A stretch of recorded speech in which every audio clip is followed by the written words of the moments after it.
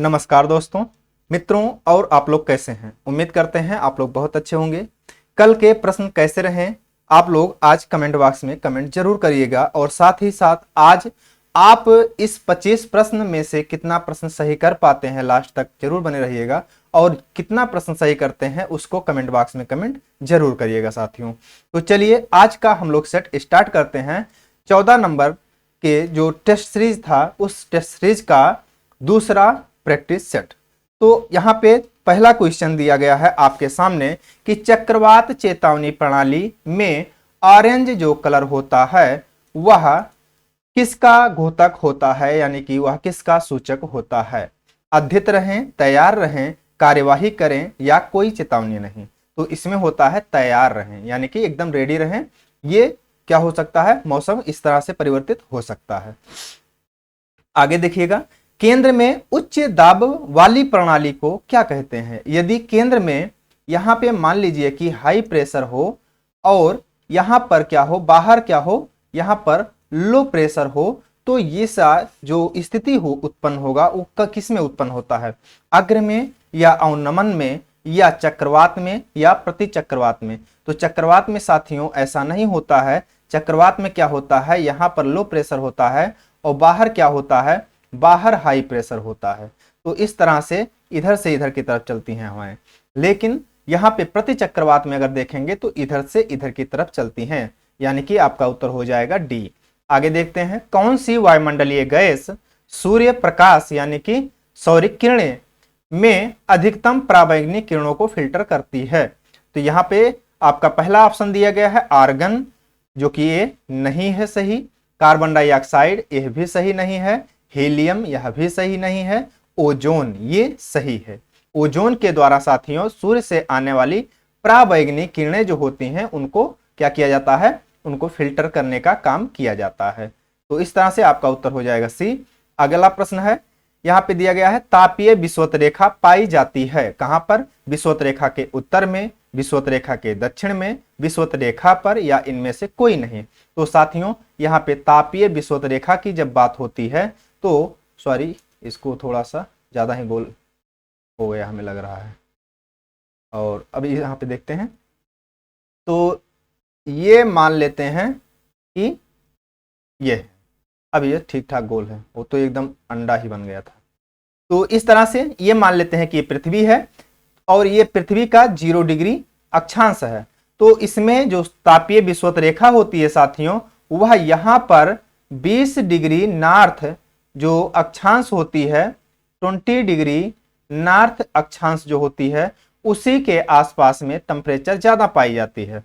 तो इसमें कह भी रहा कि तापीय विषुवत रेखा कहां पाई जाती है, कि यानी कि तापमान वाली सबसे ज्यादा तापमान वाली रेखा कौन सी होगी, तो वह हो जाएगी साथियों 20 डिग्री नॉर्थ। तो यह कहां पे है, यह विषुवत रेखा के उत्तर में है, जो कि आपके सामने पहले ही ऑप्शन में दिया गया है। यहाँ पे दूसरा ऑप्शन है विषुवत रेखा के दक्षिण में, तो ऐसा नहीं है विषुवत रेखा पर। तो विषुवत रेखा पर भी नहीं तापमान सबसे ज्यादा ज्ञान हो पाता। इसका कारण प्रमुख है यह, क्योंकि इसके ऊपर विषुवत रेखा के ऊपर अगर आप देखेंगे तो यहाँ पे बादल छाए रहते हैं, जिससे सूर्य की किरणें जो प्रकाश की जो होती हैं, सूर्य की किरणें जो होती हैं वह पृथ्वी पर आसानी से नहीं पहुंच पाती हैं, इन बादलों के द्वारा रोक ली जाती हैं। तो ऐसे में यहाँ पर सबसे ज्यादा तापमान नहीं हो पाता है। दूसरा प्रमुख कारक यहाँ पर तापमान के ना अधिक होने का यह भी है कि यहाँ पर इस जगह पर क्या होता है, यहाँ पर वर्षा ज्यादा होती है, इस वजह से भी यहाँ पे तापमान कम रहता है साथियों। उम्मीद करते हैं प्रश्न समझ में आया होगा। अगर प्रश्न समझ में आ रहे हैं साथियों तो प्लीज वीडियो को लाइक जरूर करिएगा और कमेंट में जरूर कमेंट करिएगा कि ये वीडियो आपको कैसा लगा, क्वेश्चन कैसे हैं। अगला प्रश्न है, कोरियालिस बल उत्पन्न होता है, क्यों उत्पन्न होता है। वायुदाब के अंतर से उत्पन्न होता है, नहीं। तापमान के अंतर से उत्पन्न होता है, नहीं। उच्चावची अवरोध से उत्पन्न होता है, नहीं। पृथ्वी के घूर्णन से, तो यस, पृथ्वी के घूर्णन से ये कोरियालिस बल उत्पन्न होता है। निम्नलिखित में से कौन सा अक्षांश कर्क प्रशांत मंडल कहलाता है। कर्क प्रशांत मंडल की बात कर रहा साथियों, तो यह जो कर्क होता है वह होता है कहां पर, कर्क होता है आपका यहां 23.5 डिग्री के आसपास में, 23.5 डिग्री नॉर्थ। तो इसमें इसके आसपास में कौन है, तो 25 डिग्री उत्तरी अक्षांश है। कौन सा है? 25 डिग्री उत्तरी अक्षांश यहाँ पे दिया गया है। तो इसको आप बहुत आसानी से लगा सकते हैं, ये आपका आंसर हो जाएगा। अगला प्रश्न है, सूचियां दी गई हैं, इन सूचियों को मिलाना है साथियों। इनमें हमें लगता है कि इसे थोड़ा सा हमें छोटा करना होगा, तो इसको हम लोग थोड़ा सा छोटा करते हैं ऑप्शन यहाँ पे, ताकि मैच कर जाए। अब हम लोग यहाँ पे आगे देखते हैं। यहाँ पे है साथियों कि पश्चिमी पवन जो होती हैं वह किस तरह की होती हैं। तो पछुआ पवनें जो होती हैं यह होती हैं तूफानी चालिसा वाली होती हैं। इसके अलावा डोल ड्रम जो होता है वह कहाँ पे होती है? डोल ड्रम होती है विषुवत रेखीय पट्टी में। हार्स अक्षांश की अगर आप बात करते हैं तो यह कहाँ होती हैं? तो यह हार्स अक्षांश जो होती हैं व्यापारिक हवाओं के पास में होती हैं। इसके बाद मानसून जो पवनें होती हैं वो मौसमी पवनें होती हैं। तो इस तरह से आपको उत्तर मिल गया ए का पहले का तीसरा, दूसरे का चौथा, तीसरे का पहला और चौथे का दूसरा, यानी कि 34 और 12। 34 12 कहाँ पे है? 34 12 इसमें दिया गया है विकल्प नंबर 2 में साथियों। आगे हम लोग देखते हैं। अगला प्रश्न है,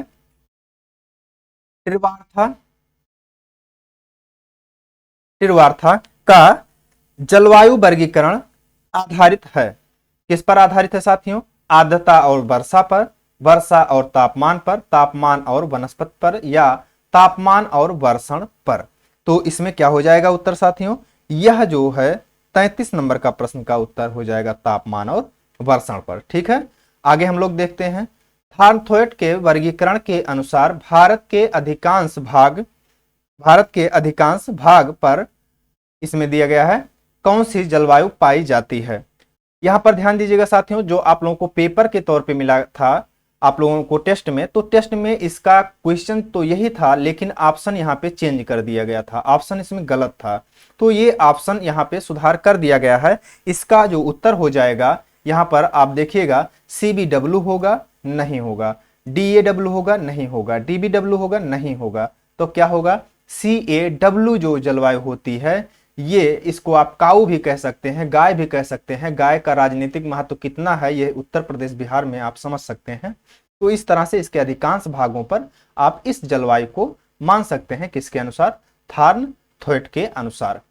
ठीक है, यहाँ पर CAW से याद करिएगा, काव काव करके इस तरह से याद हो जाएगा, थोड़ा सा आसान रहेगा ट्रिक के तौर पे। एल्यूसियन खाई या गर्त स्थित है। एल्यूसियन गर्त कहाँ पे स्थित है? एल्यूसियन पूर्वी हिंद महासागर में स्थित है, तो नहीं, पूर्वी हिंद महासागर में ऐसा कुछ भी नहीं है। दक्षिण प्रशांत महासागर में स्थित है, तो ऐसा भी कुछ नहीं है, दक्षिण प्रशांत महासागर में नहीं है। उत्तरी प्रशांत महासागर में है, जी हाँ, उत्तरी प्रशांत महासागर में है, और पश्चिमी हिंद महासागर में नहीं है। यानी कि 35 का आपको उत्तर क्या मिल जाता है? सी। आगे हम लोग देखते हैं। समुद्र का खारापन सर्वाधिक है कहां पर है? भूमध्य रेखीय प्रदेश में, उपोष्ण कटिबंधीय क्षेत्र में, उपध्रुवीय क्षेत्र में, या उष्ण कटिबंधीय क्षेत्र में। तो इसका साथी हो जाएगा उपोष्ण कटिबंधीय क्षेत्र में। आगे हम लोग देखते हैं। निम्नलिखित में से किसका सामुद्रिक जल की लवणता की मात्रा पर कोई प्रभाव नहीं पड़ता है? किस चीज का समुद्रों की जल की लवणता पर कोई प्रभाव नहीं पड़ता है? वर्षा का, तो वर्षा का पड़ता है साथियों। सामुद्रिक जलधारा का, इसका भी पड़ता है उस पर। और बड़ी नदियों के मुहाने का, तो इसका भी पड़ता है। जहां पे नदियां जाती हैं वहां पे खारापन को कम कर देती हैं। और आगे दिया गया है समुद्री वनस्पतियां, तो ये समुद्री वनस्पतियां जो होती हैं इसका प्रभाव उतना ज्यादा नहीं पड़ता है साथियों। ठीक है, आगे हम लोग देखते हैं। जल मंडल के समतापमंडल का प्रारंभ सामान्यतः कितनी गहराई के बाद माना जाता है? मित्रों, ये मान लीजिए कि ये कोई एक क्या है? समुद्र हो गया, और समुद्र का ये वाला भाग जो हो गया, यह क्या हो गया? यह समुद्र की तली हो गई। समुद्र का जल यहां तक है, तो इस तली के अगर नीचे आप जाएंगे साथियों मित्रों, यहां पहुंच जाते हैं आप कहां पे? 1000 मीटर की गहराई में। 1000 मीटर की गहराई में जब आप पहुंच जाते हैं तो यहां पर तापमान का उतना ज्यादा असर नहीं दिखता है, यहां पे तापमान समान हो जाता है। उसी के लिए कह रहा है कि समतापमंडल। तो समतापमंडल मतलब कि तापमान समान हो जाता है। कहां पर पाया जा रहा है? 1000 मीटर की गहराई में। आगे हम लोग देखते हैं। एल नीनो दक्षिणी दोलन क्या है? एल नीनो दक्षिणी दोलन क्या है साथियों? महासागरीय प्रक्रिया है, वायुमंडलीय प्रक्रिया है, महासागरीय वायुमंडलीय प्रक्रिया है, महासागरीय वायुमंडलीय जलधार जल थल महासागरीय वायुमंडलीय और थल तीनों प्रक्रियाएं हैं। तो यहाँ पर ध्यान दीजिएगा कि महासागर में एल नीनो उत्पन्न होता है, यहाँ से टेम्परेचर जब बढ़ता है तो वायुमंडल में ये गैसों के रूप में जाता है। ये गैसों के रूप में जब जाता है वायुमंडल में तो वहां पर ये बादल बनाता है, बादल बनाने के बाद वर्षा करता है। तो यह क्या है? महासागरीय और वायुमंडलीय दो प्रक्रियाएं। इस पर आप देख सकते हैं। क्या बार बार आ जा रहा? Do you want to change the colour? नहीं भैया, हमें कोई कलर नहीं चेंज करना। एल नीनो इसका क्या हो जाएगा? महासागरीय और वायुमंडलीय प्रक्रिया। आगे हम लोग देखते हैं, चंद्रमा का ज्वार उत्पन्न करने वाला बल जो होता है वह सूर्य के बल से कितना गुना अधिक होता है? बहुत बच्चों वाला प्रश्न है, इसको हमने ऑफलाइन क्लास में आप लोगों को बताया है। कितना है? 2.17 गुना। कितना गुना? 2.17 गुना बड़ा है। ठीक है, आगे हम लोग देखते हैं, पारिस्थितिकी तंत्र में पोषक तत्वों का संचरण जो होता है वह कैसे होता है? प्रत्यक्ष प्रवाह द्वारा, अप्रत्यक्ष प्रवाह द्वारा, उत्क्रमणीय प्रवाह द्वारा या अनुत्क्रमणीय प्रवाह द्वारा। तो ये कैसा होता होगा साथियों?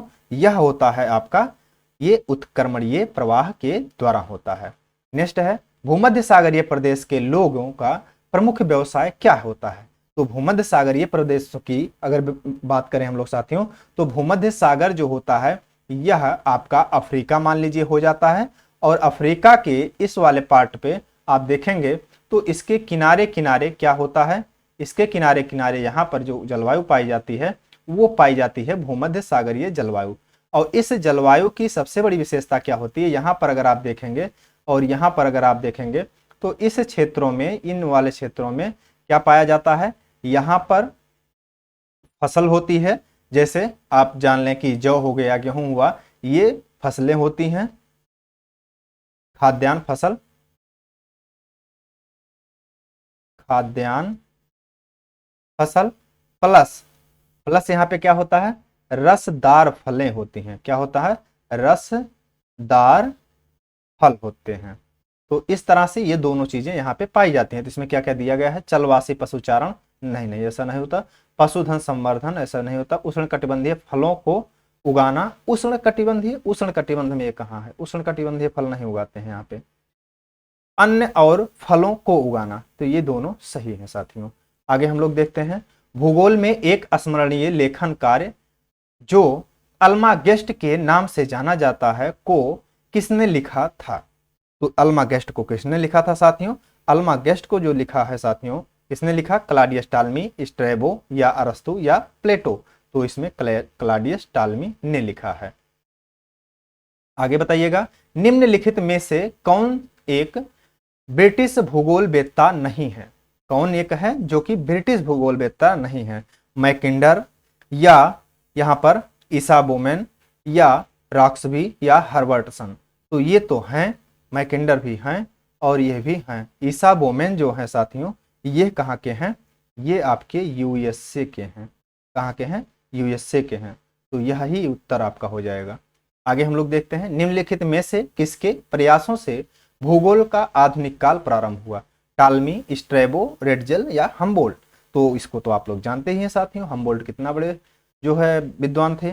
ये दक्षिण अमेरिका की यात्रा पर गए, यहाँ पे साइबेरिया की यात्रा पर गए, बहुत ज़्यादा कुछ जो है इन्होंने खोजें किए, भूगोल में बहुत कुछ आगे काम किया।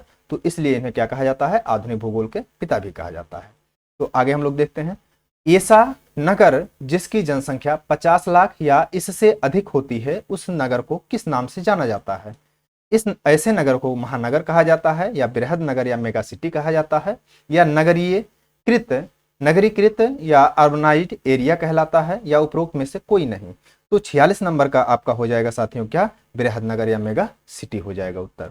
आगे हम लोग देखते हैं, निम्नलिखित में से कौन सा सुमेलित नहीं है? प्रोटो ऑस्ट्रेलॉइड भूटिया होते हैं, नार्डिक राजपूत होते हैं, मंगोल खासी होते हैं या निग्रिटो जो होते हैं वह खद्दर होते हैं। तो यहाँ पे ध्यान दीजिएगा साथियों, यहाँ पर जो प्रोटो ऑस्ट्रेलॉइड है ये भूटिया नहीं होते हैं। बाकी नार्डिक जो होते हैं ये राजपूत कहलाते हैं, मंगोल जो होते हैं खासी प्रजाति के जो है ये मंगोल हैं, निग्राइड जो है खद्दर हैं।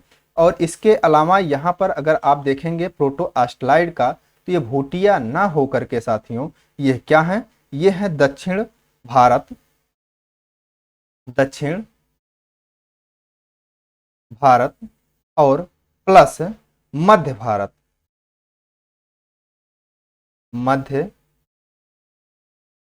भारत की जनजातियां। ठीक है साथियों, तो इस तरह से दक्षिण और मध्य भारत की जनजातियां होती हैं प्रोटो ऑस्ट्रलॉइड। आगे हम लोग देखते हैं, निम्नलिखित देशों में से किसमें एक परंपरागत अधिवास को कामपुंग के नाम से जाना जाता है? इंडोनेशिया, म्यांमार, मलेशिया और थाईलैंड। तो कामपुंग की बात अगर हम लोग करें साथियों तो यह होता है मलेशिया में। कहां पे? मलेशिया में। अब अगला है, निम्नलिखित युग्मों में से कौन सुमेलित नहीं है?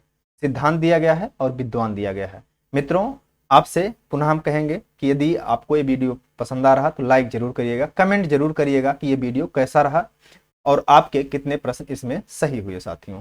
ठीक है, आगे देखिएगा, कोटि आकार नियम दिया गया है। इसको कहा जा रहा है कि इसमें कहा गया है, पूछा जा रहा है आपसे कौन सा सुमेलित नहीं है, सुमेल किसका नहीं हो पाया है, इसके लिए यहाँ पे बात कही जा रही है। तो कोटि आकार नियम जिप का है, तो ये बात सही है।